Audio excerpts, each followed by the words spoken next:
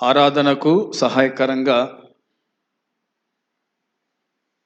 దేవుని వాక్యమైన బైబిల్ నుంచి కొన్ని సంగతులను మనము ఆలోచన చేద్దాం.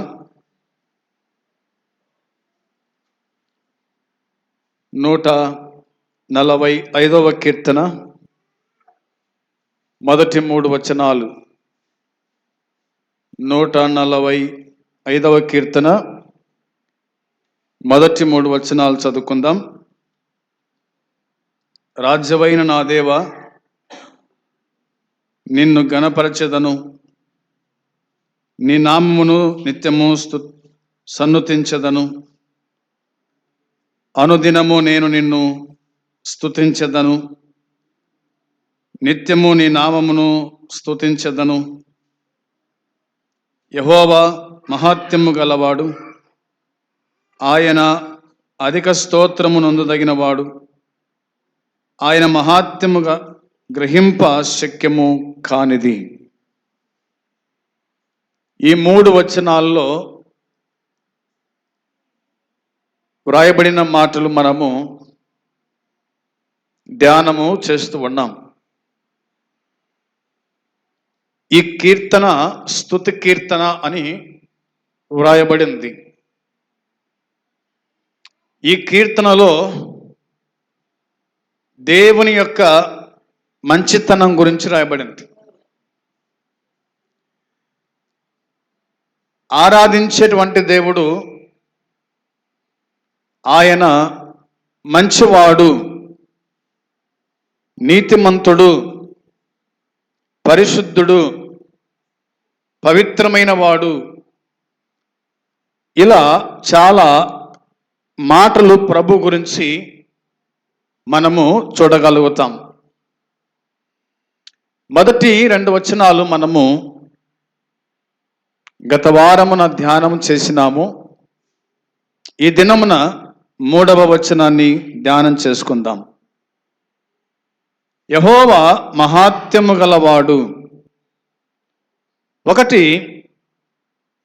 ఆయన మహాత్మ్యము గురించి వ్రాయబడింది, అనగా ఆయన యొక్క గొప్పతనం గురించి ఇందులో రాయబడింది. రెండవదిగా ఆయన అధిక స్తోత్రము నొందదగినవాడు. అధిక స్తోత్రము నొందదగినవాడు. స్తోత్రం చేయడానికి, స్తుతి చెల్లించడానికి కేవలము ఆయన మాత్రమే సరిపోయిన వాడు అని. ఇక ఆయన మహాత్మ్యము గ్రహింప శక్యము కానిది.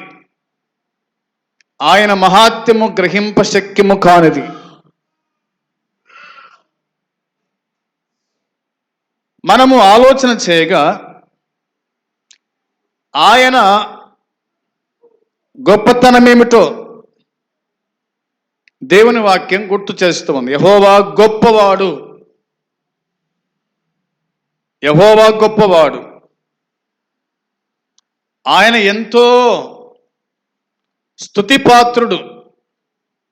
ఆయన ఎంతో స్తుతిపాత్రుడు, స్తుతించుటకు పాత్రుడు, ఆరాధించుటకు యోగ్యుడు. ఆయన గొప్పతనము గ్రహింప, లేదా ఆయన గొప్పతనం గ్రహింపుకు మించింది. ఆయన గొప్పతనం గురించి మనము గ్రహించలేం. మన గ్రహింపునకు, మన ఆలోచనకు అది మించిపోయింది. అంత గొప్పోడు, అంత ఉన్నతమైన వాడు, అంత పరిశుద్ధుడు, ఆయన మహాత్మ్యము గలవాడు అన్నది దేవుని వాక్యం గుర్తు చేస్తూ ఉంది.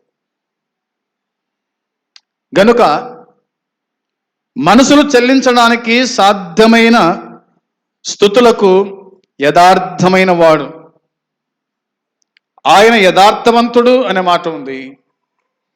తన్ను ఆరాధించువారు అట్టివారే కావాలని యోహాను సువార్త 4:23 మనం చూస్తాం.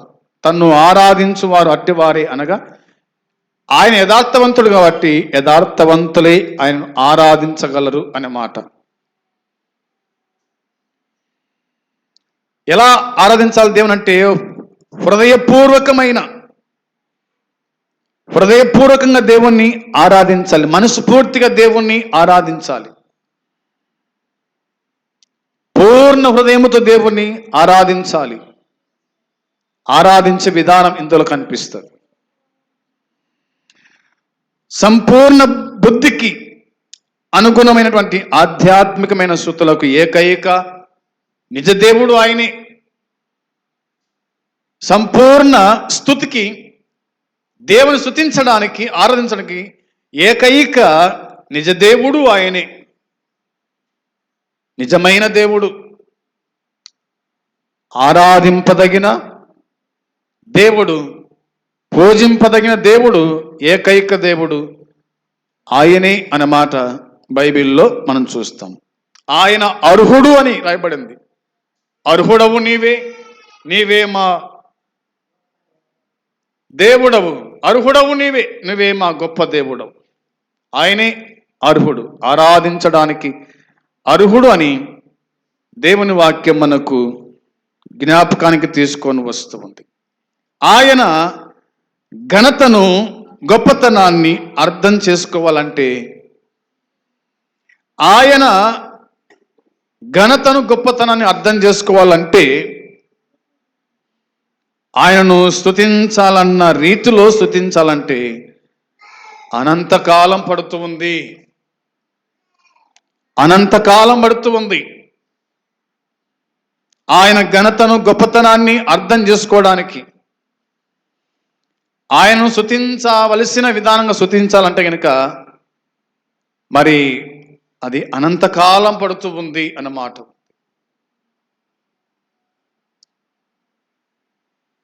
కాబట్టి ఆయన అధిక స్తోత్రము నొందదగినవాడు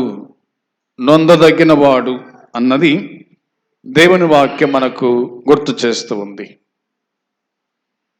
147 కీర్తన 147 కీర్తన 5, 6, 7 చూడండి.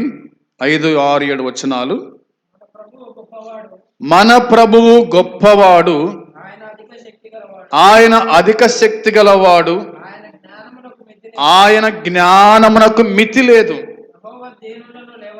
యెహోవా దీనులను లేవనెత్తువాడు, భక్తిహీనులను ఆయన నేలను కూల్చును.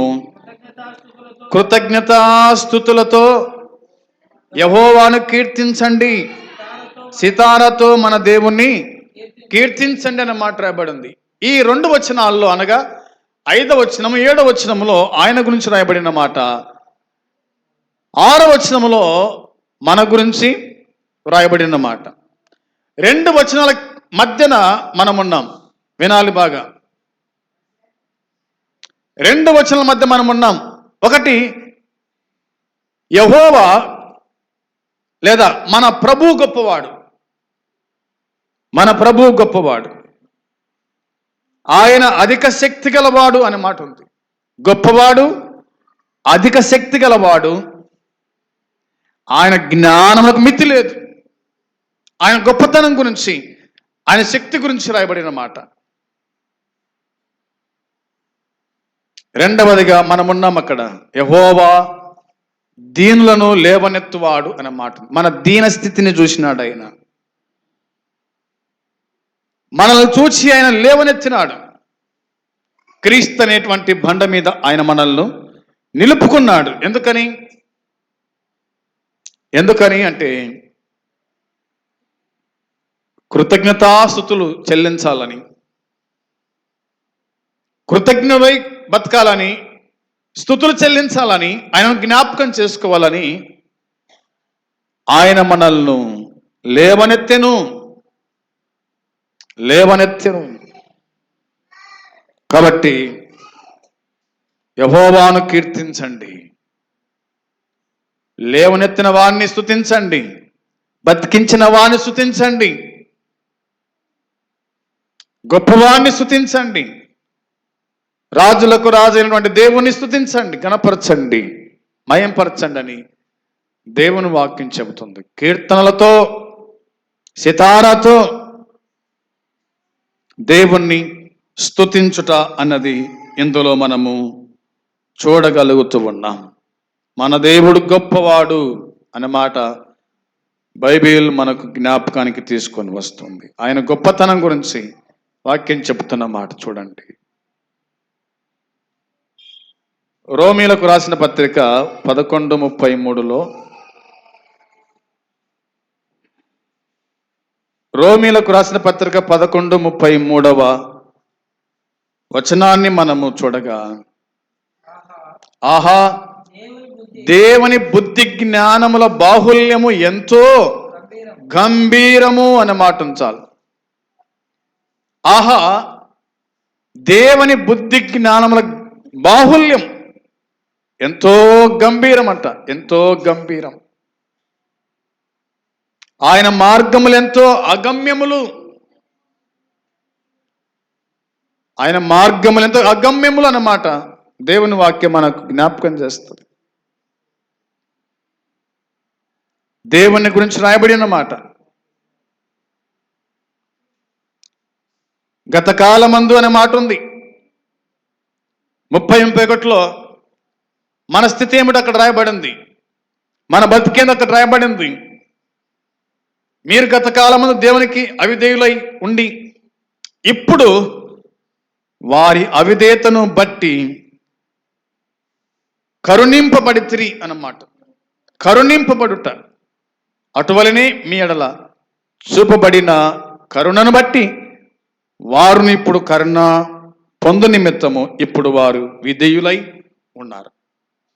దేవుణ్ణి ఆరాధించినటువంటి వారు విధేయులు, కరుణించబడిన వాళ్ళు అనే మాట దేవుని వాక్యం గుర్తు చేస్తూ ఉంది. సోదరి సోదరులారా, దేవుని ఆరాధించే విషయంలో దేవుడు చేసినటువంటి ప్రతి మేలును బట్టి ఆయనకు ప్రతి దినము, అవునా, అనుదినము అనే మాట బైబిల్ మనకు చెబుతుంది కాబట్టి అనుదినము ఆయనను స్తుతించేవారుగా ఉండాలి. కీర్తనకారుడు దావీదు రాజు అనుదినము దేవుణ్ణి స్తుతిస్తున్నట్టుగా మనం చూస్తాం, స్తుతించినట్టుగా మనం చూస్తాం. ఆయన స్తుతింపదగిన దేవుడు అన్న మాట బైబిల్ మనకు జ్ఞాపకానికి తీసుకొని వస్తుంది.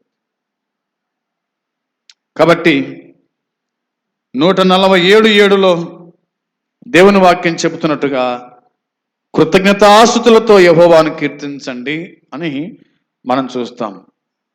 యెహోవాను స్తుతించండి. ఎట్లా స్తుతించాలంట? మామూలు కాదు, కృతజ్ఞతాస్తుతులతో దేవుని స్తుతిస్తూ, దేవుని జ్ఞాపకం చేసుకుంటూ ఆయనను స్తుతించాలన్నదే దేవుని వాక్యం మన జ్ఞాపకం చేస్తూ ఉంది. 7వ కీర్తన 17వ చరణంలో, 7వ కీర్తన 17వ చరణంలో రాయబడిన మాట, యెహోవా న్యాయము విధించువాడని నేను ఆయనకు కృతజ్ఞతాస్తులు చెల్లించెదను అన్నాడు. ఆయన న్యాయము తీర్చువాడు కాబట్టి నేను ఆయనకు కృతజ్ఞతాస్తుతులు చెల్లించెదను. సర్వోన్నతుడైన దేవుని నామమును కీర్తించెదరు. ఆయన నామం గురించి రాయబడిన మాట. ఆయనను కీర్తించుట, ఆయనను స్తుతించుట అన్నది దేవుని వాక్యం మనకు తెలియజేస్తూ ఉంది. ఈ విధంగా మనం ఆలోచన చేస్తే ఆయన ఇంకా ఏమైనానంటే 50వ కీర్తన 14-15లో, 14-15 మనం చూడగా, దేవునికి స్తుతియాగము చేయుము, మహోన్నతునికి నీ మొక్కుబళ్ళు చెల్లించుము, ఆపత్కాలమున నీవు నన్ను గూర్చి మొరపెట్టుము, నేను నిన్ను విడిపించదను, నీవు నన్ను మహింపరచదు అన్నమాట. ఆయనను మహిమపరచాలి. అంత మాత్రం కాదు, దేవునికి స్తుతియాగము చేయుము. స్తుతి చేయుట యథార్థవంతులకు శోభస్కరం అని వాక్యం చెబుతూ ఉంది. స్తుతి చేయుట, స్తుతించుట. దేవునికి స్తుతి యాగము చేయము, మహోన్నతునికి నీ మొక్కుబలు చెల్లించు. మనము దేవుని మయంపరిచేవారుగా, గణపరిచేవారుగా ఉండాలన్నది దేవుని వాక్యం మనకు జ్ఞాపకం చేస్తూ ఉంది. 56వ కీర్తన 2వ వచనములో 56వ కీర్తన 2వ వచనములో అనేకులు గర్వించి నాతో పోరాడుచున్నారు, దినమెల్లా నా కొరకు పంచి ఉన్నారు, నన్ను మృంగవల్లని ఉన్నారు అన్నాడు. అంటే మనల్ని మృంగాలని, మనల్ని హతము చేయాలని శత్రు సైన్యం ఉండగా దేవుడు కాపాడి ఈ దినం ఇచ్చాడు. కాబట్టి దేవుణ్ణి మనము స్తుతించు వారమై ఉండాలని లేఖనాలు మనకు తెలియచేస్తూ ఉన్నాయి. కాబట్టి ఆయన స్తుతి నొందదగిన వాడు అని, స్తోత్రములకు అర్హుడని వాక్యం చెబుతున్నట్టుగా మనం చూస్తూ ఉన్నాం. యెహోవా మహాత్మ్యము గలవాడు, ఆయన అధిక స్తోత్రము నొందగిన వాడు, ఆయన మహాత్మ్యము గ్రహింప శక్యము కానిది అని దేవుని వాక్యం గుర్తు చేస్తూ ఉంది. ఎంత గొప్ప దేవుణ్ణి మనం కలిగి ఉన్నాం. కాబట్టి ప్రతిదినము కూడా మనము దేవుణ్ణి ఎంతగా స్తుతించాలనో, ఎంతగా దేవుణ్ణి ఆరాధించాలనో ఈ లేఖన భాగాలు మనకు తెలియజేస్తూ ఉండగా మనం ప్రభువును స్తుతించుచూ ఉండాలన్నది వాక్యము చెబుతున్న మాట. కాబట్టి ఆయన స్తుతించుచు, ఆరాధించుచు, ప్రభువును ఘనపరుస్తూ, మయంపరుస్తూ మన జీవిత కాలమంతయు కూడా ఇలాగా స్తుతించు వారమై ఉండి ప్రభువును జ్ఞాపకం చేసుకుందాం. అట్టి కృప దేవుడు మనకందరికీ అనుగ్రహించునుగాక. ఆమేన్.